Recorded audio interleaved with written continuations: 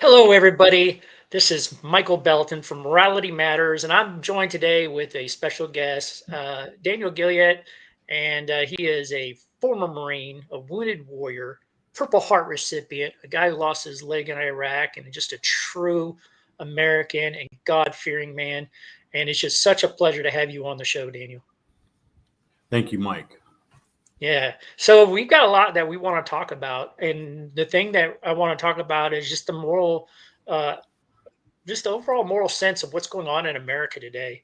I'm just so frustrated at times. Just as we speak right now, we just have so many things that just seem to be going on in our country that just are not morally right. We have a government shutdown that's going on right now that we are about going on 3 weeks into. We have a broken ceasefire as of this morning by Hamas in Gaza, where that ceasefire seemed to last about 72 hours at max before it was already broken. There was a No Kings March yesterday, which I find kind of peculiar. I mean, but and then also, Israel's responding back with airstrikes as we speak, and I just see all this turmoil that's happening in America, and from one veteran to another. I mean, does it break your heart to see a country so divided that we just loved and were willing to sacrifice so much for? I mean, as a tight knit community of veterans, those that take the disrespect of our country and our flag personally, those that have given blood, sweat, and tears on foreign soil, those that have lost brothers that were fighting to our left and to our right, those that we had personal relationships with, those that we had relationships with their families and with their children. We take that very personal, and it can be a distraction. It can be kind of a cancer that can grow inside of us if we focus on the evil in this world.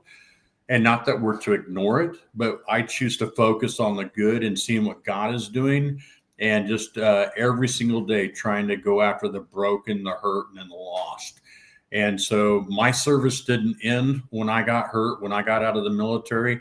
And I still wanted to put that uniform. I still wanted to serve. I just figured out how to do it on this side of the fence. So I try not to let my emotions get the best of me on what's going on in the world. And that's a great position to take, and because it is easy to get caught up in the negative, right? Yes. And I feel the frustration from other veterans that I talk to because I talk to a lot of them. Obviously, I served for 27 years. You served quite a while too, and we're constantly speaking with veterans. Both of us in our positions, we're Mm-hmm. talking to veterans on a daily basis, right? And you get this wide range of people who are very positive and focused on the positive things that happen in America, like you do. But you also see these veterans that just go like, "What in the world is going on with our country?" And I would always want to, from a morality standpoint, right? Because this is what this channel is to focus on, well, how do we become positive influencers? How do we become the light and the salt of the earth, right? And try to affect things in a positive way. How do we get this country? So I got to ask you, what are some of the things that you have thought of maybe um, that our country should probably try to do in order to come back together in the red, white, and blue as a republic, as a United States? What do you think some of those things are? I think a big portion of that is reminding this next generation of what it took, what the sacrifice consisted of on that battlefield, why they so nonchalantly take the freedoms for granted that were truly paid for in blood. And I think there's where the massive disconnect is. This right here is one of the biggest distractions of our youth nowadays, and they're disconnected. Their hearts are numb. Their reality is wrapped up in whatever they believe about this stupid thing. And I think a lot of it has to do partially with the veterans' faults and those that went through 9/11, that they haven't been educating their children to get the emotional disconnect away from their phone and get them back in this is what it costs to keep the freedom, not only what we currently have, but for future freedoms that we may be losing very soon if the patriotism and the unity doesn't come back together. I mean, we've got to educate our youth. And what I find is in 2009, 2010, I ran for U.S. Congress. I wanted my voice to be heard on a large stage where I could impact a lot of souls Mhm. to educate and to try to unify. I find that since I didn't make it to Congress, I'm still responsible for my sphere. Anybody that I come into contact with in grocery stores, gas stations, church services, wherever I travel, we still have to have these conversations. They've got to know the level of sacrifice that other Americans have given in order for the freedoms that we currently have to where we don't lose those and to be unified and to have these conversations where I may disagree with your opinion, but at the same time, I'm going to respect and I'm going to show you that same respect I want you to give to me and have an open dialogue where we can talk about why I see things the way I see them. And unfortunately, a lot of people are closed-minded and closed-eared right now, and they're influenced by, again, what they see on this and whatever TV channels or news channels they tune into. Yeah, and I would tell you that, cell phones and all this technology, we always thought that would inform us more and it would keep us more connected. But it turns out it seems like the opposites happen. We Mhm. become more divided. We're being filled with more information that we don't know what truth is. And I think one of the moral things that we need to do is always focus on being beacons of truth, Amen. uh, and focus on that, right? And so, right now, as we speak, the government is also shut down. It appears that that size you were saying that you ran for Congress, and seems like Congress can't see eye to eye, and they're using the government shutdown, even though both sides have historically said shutting down the government to work through budgetary disagreements is always a horrible thing to do, and you should never do it. But here we are. We have both sides blaming the other. What is you know, to me, I struggle with the moral aspect of a government shutdown. Because to me, as an American, I don't believe our government, the greatest country in the world, in my opinion, should ever shut down for any reason. And it shouldn't be a tool that's weaponized because by law, congressional pay is mandated. Like they're not affected, right? But yet a bunch of Americans who are not part of the decision making process, their lives can be upended and affected because Congress can't seem to get along. Do you believe, as somebody who used to run for Congress, do you believe that that law should be either amended, or I'd even propose a new law that the government cannot ever shut down? That if you can't agree to a budget, then a CR is what automatically happens. I would agree to that. Either number one, that the government can't shut down, or instead of punishing the people that are paying the taxes that are paying for our government salaries, maybe they should have a stop pay on their salary until they figure it out. Yeah, I Along. was told that that wasn't possible because like their pay is guaranteed by law. Of course, they probably passed a law to ensure their salaries were Oh, never affected, absolutely. right? And you would never be able to probably get a law passed that would ever jeopardize that. But I do think that there's something about keeping the government open. Yeah. Well, another thought process could be, fine them for every single day that the government shut down. Make them pay. And sure, they can still receive their paychecks, but make them pay. Give them fines for every single day that the government shut down. Make them Uh, come together, make them work together, make them figure it out instead of punishing the little man once you punish them. That would be a great idea, I think. yeah, I think another great idea would be lock them in Yeah. to halls of Congress. Until you don't get home, you don't get out. Until we see white smoke that you guys have come to agreement. There you It go. seems like Yeah, it's a conclave, right? lock them in a room, let them duke it out. Yeah, it's a conclave. You figure it out, and then when you come out, you get to come out when you figure it out and you agree. We call that in the Marine Corps the bull in the ring. Just There everybody you get go. after it, and last man standing. So yeah, it just I know those are crazy ideas, but like it does seem like something's got to change in America because like right now we don't see an end in sight of this government shutdown, and they're not paying the price.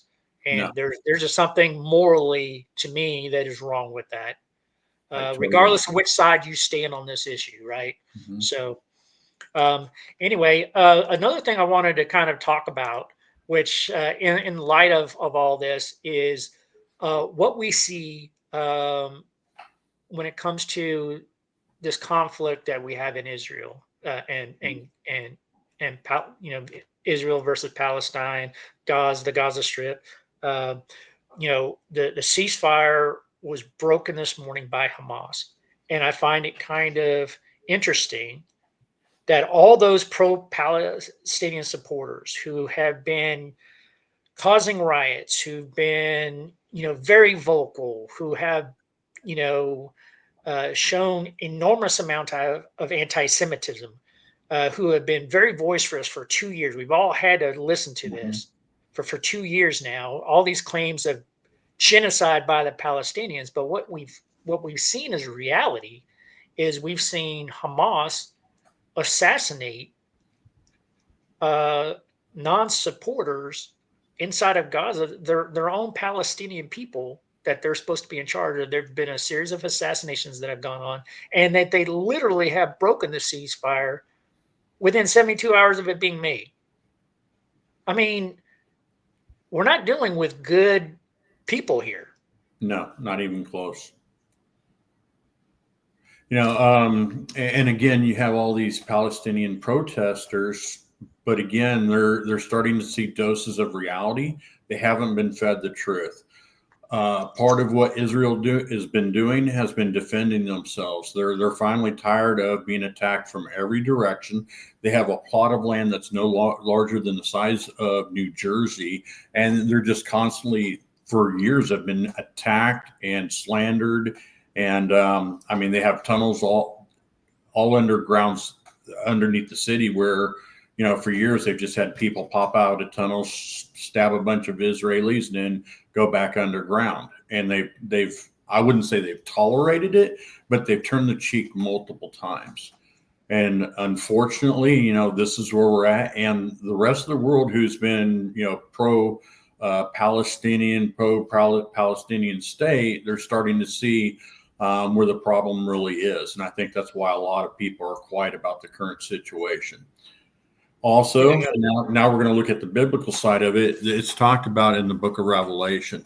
It's talked about all throughout Scripture, which supports the book of Revelation, that these things must come to pass. Again, we go back to unity, we go back to peace. We're talking about being unified. There's no reason for the conflict in the Middle East other than it's about politics, religion, power, land.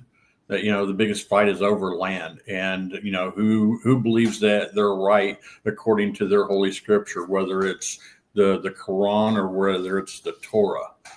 And this conflict's been going on for thousands of years, but yeah, we are speeding up in time, and it's all unfolding. Everything that's within the Bible is unfolding before our eyes. yeah. I would have to agree with you there. I think one of the more popular subjects that seem to be coming more and more up is the study of the end times, the study of the Book of Revelation. It's which you can't study Revelation without studying Ezekiel and Daniel and really getting into all of that. So like I just find it just an interesting time. I can't tell whether or not it is or not. I don't try to make those claims, but I always try to look for those signs, right? Mm-hmm. Like because we always know that every second we're closer. If because that's our belief. We're both Christian men, right? Yes, So sir. like that is our belief that we are moving towards that. So every second we're closer to it, whether it's going to happen in the real near term or within our lifetime or not, right? We Right, don't know, right. but we do look for those things that we do know. Like not only has this gone on for thousands of years, but it's supposed to go on, until Christ returns. So Yeah, for those that are believers, I like to use the movie The Matrix. For those that want to go back to sleep, continue to live your life and put on the blinders and not pay attention to what's going on in the world, take this pill and go back to sleep. But if you really want to have your eyes open, you get into the Bible, you watch the scripture unfold, you get into the book of Daniel and Isaiah and Jeremiah and all these others that support the book of Revelation, and you see these things unfolding. You see fountains of water springing up in the desert, which has never happened in eternity in our lifetime. We're watching the Dead Sea split in half and producing fresh water and fish. That has never happened in our time frame. So you're just seeing all of these things, and I agree with you. But we don't know when the end time is. But there are certain signs that we're looking for, like the 7-year peace agreement with Israel and the Palestinian state, or the Islamic countries that surround Israel, that's trying to wipe Israel off the face of the earth. We're looking for the rebuilding of the third temple, which is part of the end time prophecy. And for our platform, we just have to be ready, because we don't know when it's going to happen. But it's interesting to see the signs of the times and what's going on in the world. Yeah, and one of the things that I always know, and you probably know it as well, is there's no mention of the U.S. in Revelation, right? Like No. there's something that happens, or there's something that we're not as supportive of Israel. Like we take a very pro Israel position because as Christians we're told to do so, right? Like Mhm. we support Israel, and and as a nation we always have as well. But like things seem to be changing towards the worst in America. Like I never thought in my lifetime that I would see.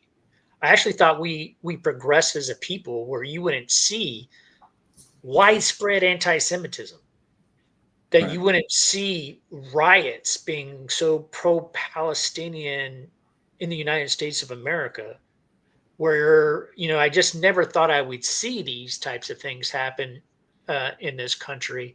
And I came across the 2025 Gallup poll, and it talked about pride in America, and it said like you know historically through our nation, we've since our nation was founded, Americans for the large part, well over 90% throughout our history, have been very pro-American.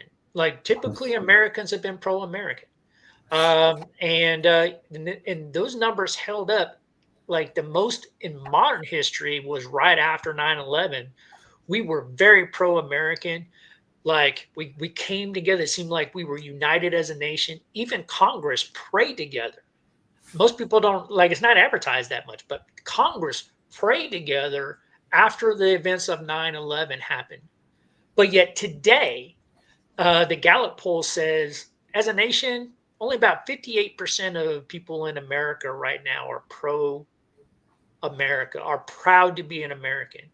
That breaks my heart as a former veteran, to think that only 58% of our country actually is proud to be an American.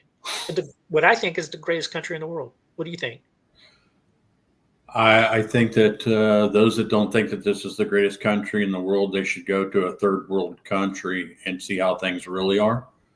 I mean, one of the things I witnessed in Iraq was that even our homeless here in the United States are rich compared to some of the people over there, because at least here they have access to shelter, food, and water. Those people had nothing. I think that this generation here has had it so easy, and they've been trained that there are no hard times, that everybody gets a participation trophy, that the rewards are just as equal as the punishments or the failures, so they don't have to try, because there's no extravagant reward for putting in the hard work, and they've had it so easy and had everything handed to them. And unfortunately, I've witnessed a lot of parents that use the phone or the tablet as a babysitter for their kids, and there's a disconnect. Um, it's disheartening to see so many people that are un-American or unpatriotic.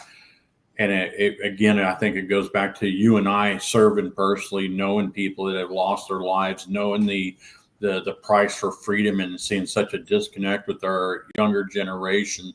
It's that's tough. It's kind of like going back to that whole thought of pulling out of Afghanistan and how many veterans were hurt over that. I mean, that Yeah. was extremely traumatic, and I know guys that lost their Well, lives because of it. yeah, and you're right. I mean, I've seen suicides that have happened, and Yeah.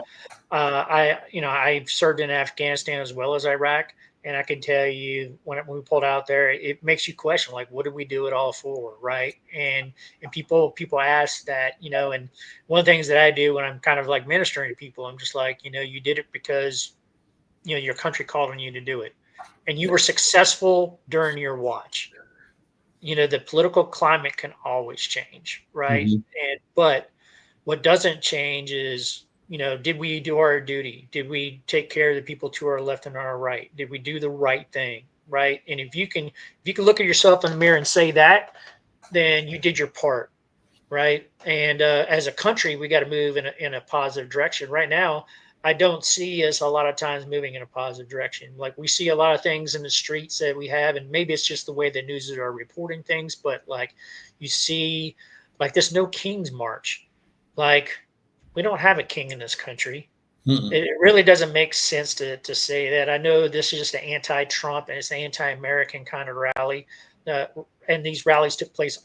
It wasn't just in D.C. They took place across the nation. Just pure hatred of Donald Trump. Hmm. He's been trying to do so many great things for this country, and just this deterioration. And I think part of it, you say it's the veterans sharing their stories and things like that. I think we're working against a very radicalized education system across America, where kids are being indoctrinated at a very young age to think a certain way, to not have pride in their country, and it's reinforced through high school and even into college. Till we've made some pretty radical people who just do not believe in America. Hmm. But if you challenge them, like, well, what do you think's better, or where would you go instead of here? They don't have an answer. Hmm.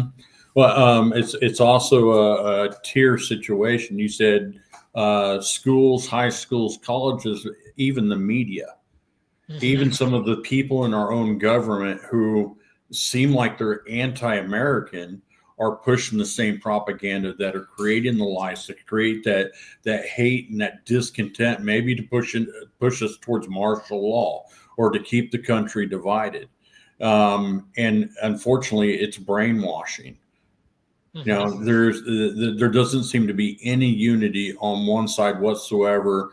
It's their way or the highway.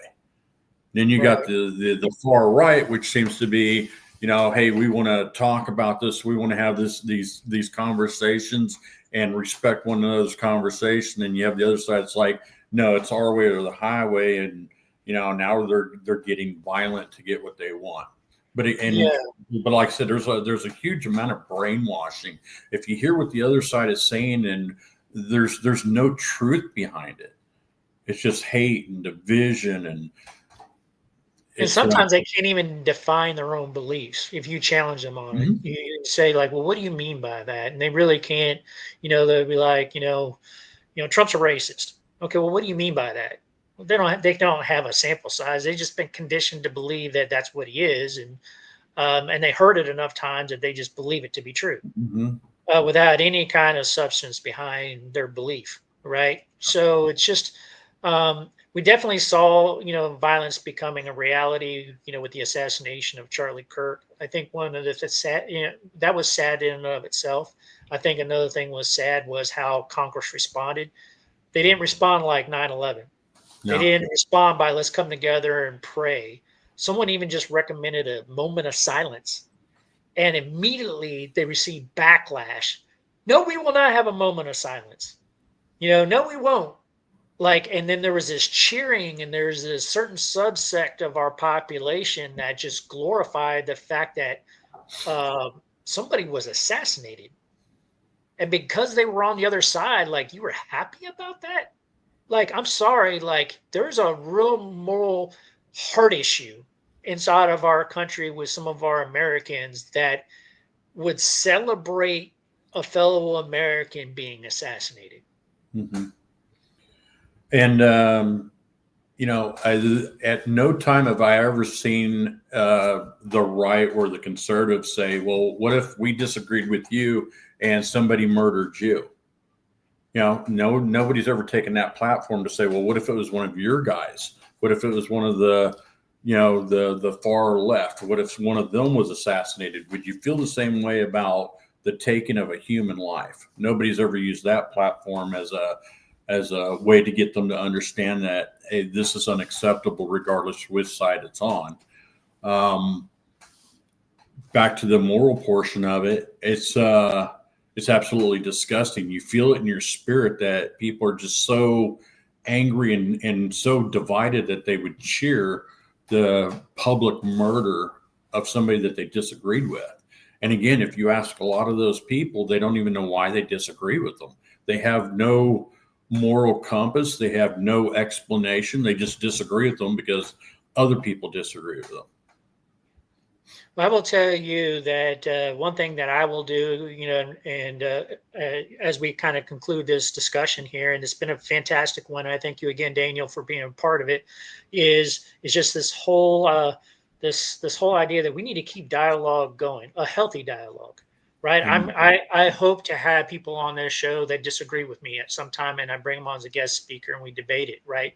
But it needs to be a friendly, it needs to be a cordial, it needs to be a respectful debate.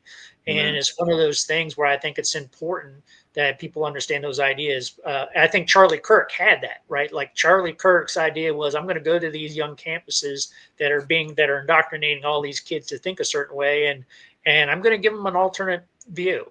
I go around universities and have challenging conversations, because that's what is so important to our country, is to find our disagreements respectfully, because when people stop talking, that's when violence happens. And it's changed the hearts and minds of many, many college students. I mean, Many.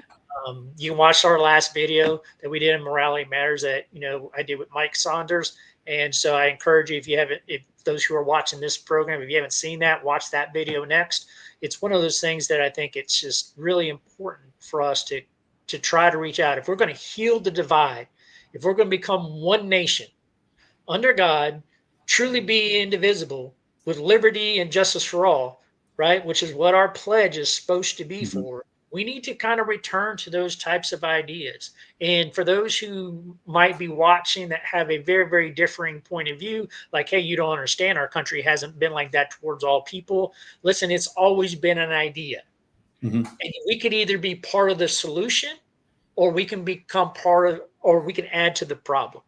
And I personally choose the moral position I always try to choose is, let's be part of the solution. Let's try to make our country even better. Let's try to get even better than where we were yesterday. Amen. So final thoughts there, Daniel. Back to our last conversation, the third part of that conversation that we were having is it talks about when people would become lovers of themselves and become selfish, and that evil would become good and good would be considered evil.